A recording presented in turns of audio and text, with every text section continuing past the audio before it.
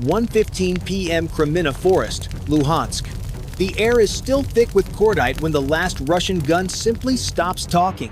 One moment, the tree line is coughing fire, a chaotic wall of steel thrown blindly toward Ukrainian lines. 3 minutes later, silence. 5 guns, 5 kills, no survivors. The explosion you hear first isn't the opening act, it's the epilogue. Because by the time Russian crews realize something is wrong, their battlefield has already been audited, indexed, and sentenced.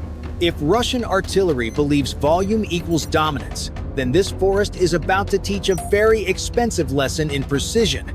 Stay focused. Because what just happened here wasn't brute force, it was accounting. From a hidden command vehicle kilometers away, Ukrainian operators watch red dots bloom on a digital map as radar tracks converge into certainty. Each impact point whispers the same truth. Firing position confirmed. Time to impact unknown. Margin for error, 0. Somewhere under thermal netting, Russian gunners are already high-fiving, convinced their firewall has done its job. They have no idea that every shell they fired just signed its own death certificate. And the counter is already running. For years, Russian artillery sold itself as a god of war. Thick armor, long barrels, endless ammunition. In Kremlin briefings, the Su-19 Msta-S wasn't a gun, it was a guarantee. A steel sermon mounted on tracks, marketed as unstoppable, untouchable, and absolutely lethal once it started speaking. Under the canopy of Kreminna Forest, this belief looks convincing. Self-propelled guns spaced perfectly, ammunition trucks tucked behind berms, Zoopark 1M radar scanning the horizon like a paranoid owl, thermal camouflage draped over everything, turning million-dollar machines into what Russian commanders swear are invisible ghosts. And when the order comes, the forest erupts. Barrels recoil, shells scream outward in blind confidence. The Russian doctrine is simple: drown the problem in fire. If you can't see the enemy, erase the map instead. From their perspective, this is dominance. This is how wars are won. But here is the catch most people miss. The louder Russian artillery becomes, the clearer its signature grows. Every blast punches a timestamp into the air. Every shell leaves a breadcrumb trail written in physics. And someone on the other side is reading it perfectly. Look closer at what's actually sitting inside this forest. Because this isn't just dirt and trees, it's money. Serious money. Each Su-19 Msta-S M2 squatting under that camouflage net carries a price tag north of $4 million. Before you even count the fire control upgrades, the digital navigation suite, or the crews trained for years to keep it breathing. Behind them, KAMAZ 6350 resupply trucks idle patiently, each one stacked with shells that cost more per round than the average American pickup truck. Add the Zoopark radar vehicles, the generators, the encrypted radios, the fuel bladders, the spare barrels, and suddenly, this firewall is no longer a formation. It's a moving investment portfolio worth tens of millions of dollars. From Moscow's point of view, this battery is an asset, a hammer meant to flatten Ukrainian defenses by sheer weight. Lose infantry? Replace them. Lose armor? Ship more. But artillery like this is supposed to live forever, cycling shells until the other side breaks first. That assumption is exactly why the guns keep firing, and why nobody orders them to move. 1:17 p.m. 2 kilometers away, the real battle doesn't sound like war at all. It sounds like silence and math. Inside a Ukrainian command vehicle, screens glow softly as counter-battery radar plots arcs backward through the sky, turning every Russian shell into a confession. Explosion detected, trajectory logged, origin calculated, not guessed proven. This is where most people imagine a desperate response, a rush, a scramble. But Ukraine doesn't rush, it waits. Because the trap isn't sprung by firing back, it's sprung by letting Russia talk. Stay with me, because this is the genius detail. The Russian guns are doing the hard work themselves. Every thunderous shot feeds the Cobra radar another clean data point, refining the firing solution from somewhere in the forest to this exact clearing, this exact vehicle, this exact moment. Above the trees, a fly-eye drone drifts lazily, pretending to be just another forgettable speck. To an untrained eye, it's nothing. To trained operators, it's everything. Thermal outlines sharpen. Track marks appear like scars in the soil. Barrels glow faintly from sustained fire. Ammunition trucks sit just far enough back to feel safe. But here is the twist Russian planners never account for. Ukraine isn't trying to silence the guns yet. It's mapping the entire ecosystem. Which vehicle fires first? Which one pauses to reload? Which crew grows confident and stays exposed longer than doctrine allows? Time passes. Russian crews feel untouchable. They joke. They reload. They fire again. Volume over precision. Muscle over thought. From their perspective, nothing is pushing back hard enough to be dangerous. What they don't see is the firing solution tightening like a noose. Coordinates locked. Wind corrected. Terrain factored. If you were the Russian commander right now, what would you do? Stay and dominate? Or move and admit fear? They choose neither. They keep firing. And with every shell, the trap clicks one notch tighter. Inside the battery, no one notices the small changes. The pause between shots stretches just a little. Barrels overheat. Crews step out from cover to breathe, to stretch, to trust the routine that has kept them alive for months. On thermal feeds, those tiny movements glow like beacons. This is the moment Ukraine is waiting for. Not panic, not chaos, complacency. The fly-eye drone doesn't rush the shot. It confirms. Again and again. 5 firing points, 5 verified signatures. No decoys, no guesswork. Somewhere off-screen, a German-built gun crew receives a single quiet update. Coordinates green. Targets validated. The forest is about to learn the difference between noise and judgment. From the Russian side, this feels like a win. The guns are still firing. No counter barrage slams back. No immediate punishment. To crews soaked in routine and adrenaline, silence from the other side reads as fear.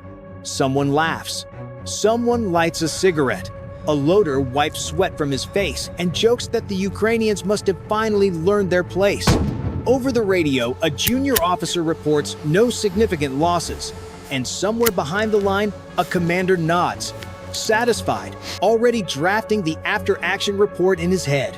This is the most dangerous moment on the battlefield. But wait, there's a lethal detail hiding in plain sight. Russian doctrine teaches volume, not curiosity. Nobody asks why the enemy isn't responding. Nobody questions why the shelling continues unchallenged.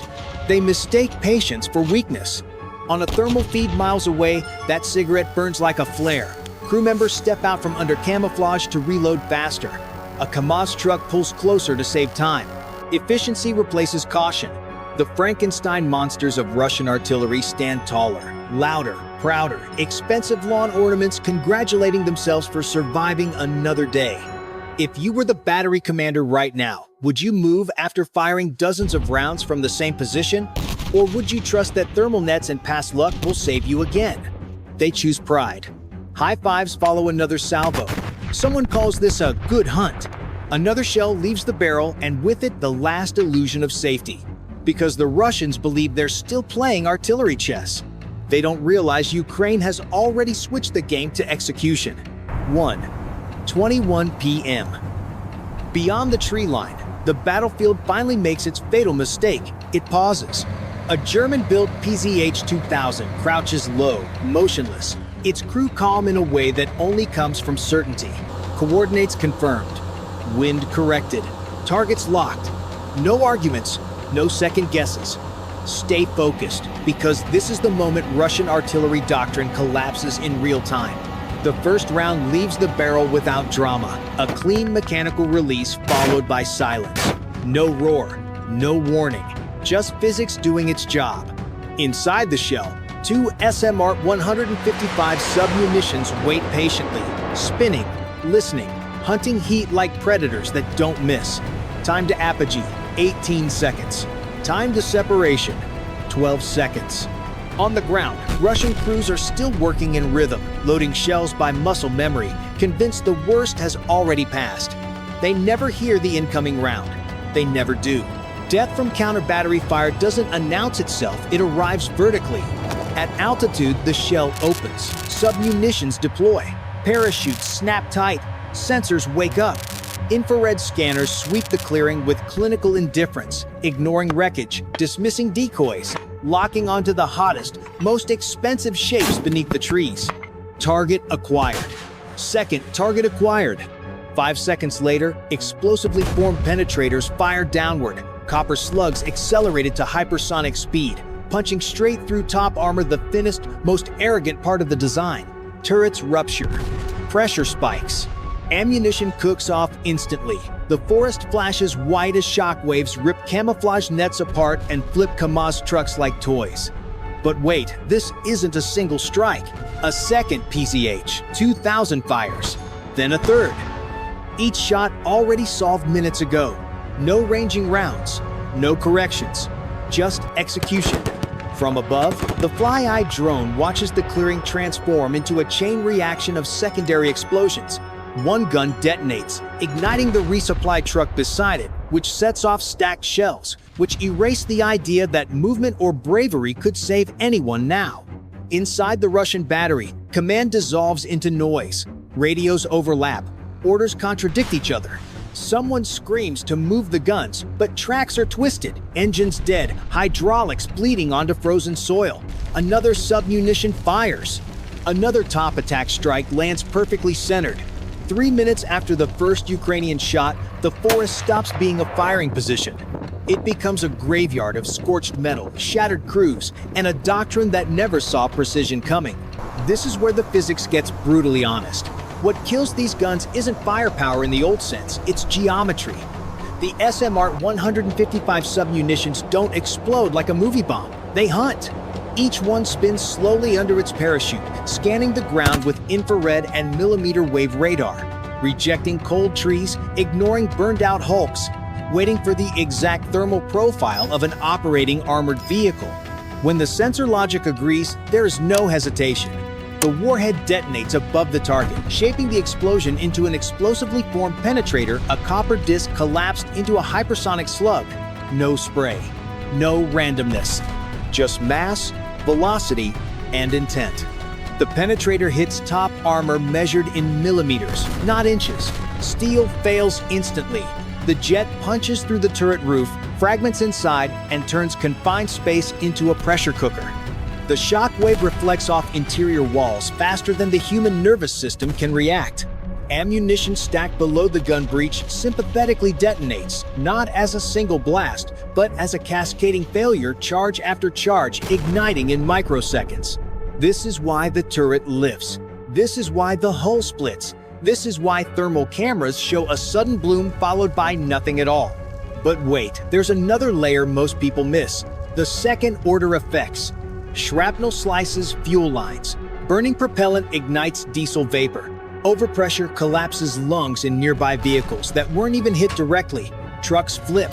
Radios die. Command vehicles go dark.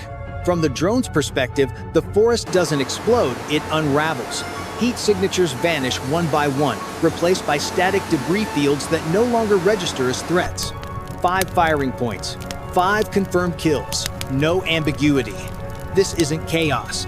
It's controlled demolition performed at artillery range. And when the smoke clears, what remains isn't just destroyed hardware. It's the physical proof that modern warfare no longer rewards whoever shouts the loudest, only whoever calculates faster. Now step back, because this is where the smoke clears and the spreadsheet finally gets a vote. Ukraine didn't win this with volume. It won with receipts. One SMR 155 round costs roughly $100,000.